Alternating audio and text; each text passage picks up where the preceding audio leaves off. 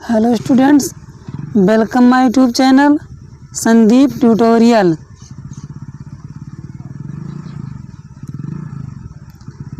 आज हम पढ़ेंगे ट्रांसपायरेशन इन प्लांट। पात्र में परिवहन।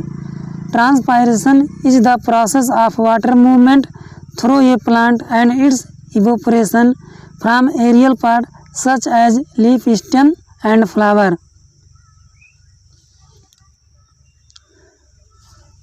तो पौधों में कैसे जल ऊपर जाता है, ये क्या करते हैं कि मिट्टी के द्वारा जल को एब्जॉर्ब कर लेते हैं और जाइलम के द्वारा पौधों के विभिन्न भाग में भेजते हैं।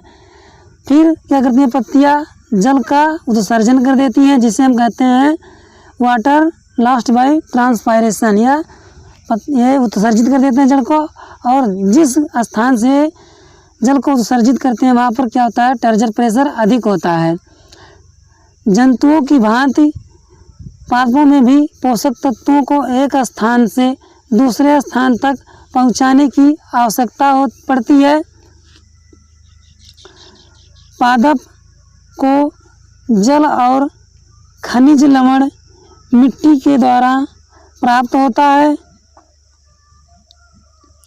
नंबर 3, पादप में प्रकाश संश्लेषण की क्रिया द्वारा पत्तियों में भोजन का निर्माण होता है, जो विभिन्न भागों तक पहुंचाया जाता है।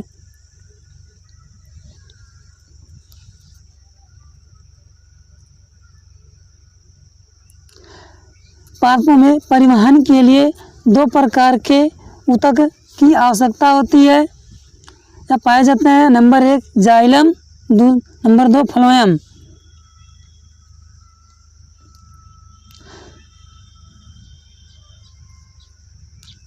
हम बात करते हैं जाइलम के बारे में।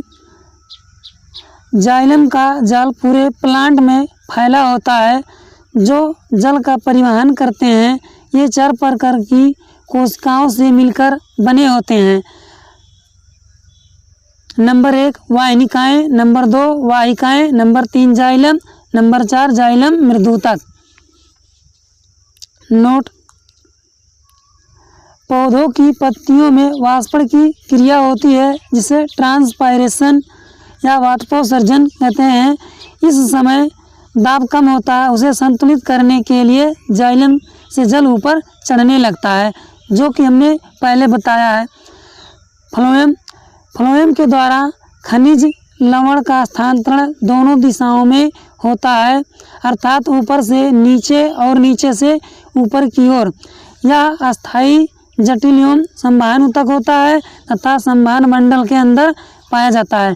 फ्लोएम में 4 प्रकार की कोशिकाएं पाई जाती हैं: चालनी कोशिकाएं, सहचर कोशिकाएं, फ्लोएम पैरेन्काइमा, फ्लोएम तंतु।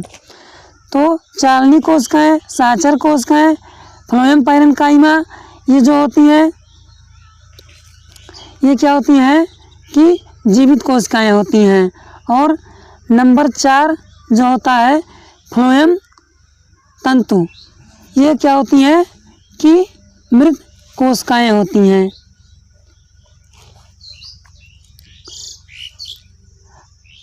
आगे नोट लिख लेते हैं विशेष रूप में।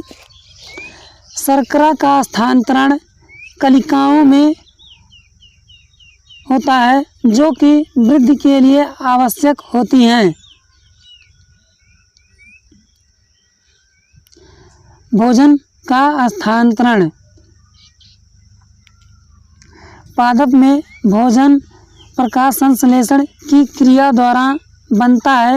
ये क्लोरोफिल, CO2 और NO2 यानी नाइट्रोजन के साथ कार्बोहाइड्रेट का निर्माण करते हैं तथा O2 को बाहर निकालते हैं।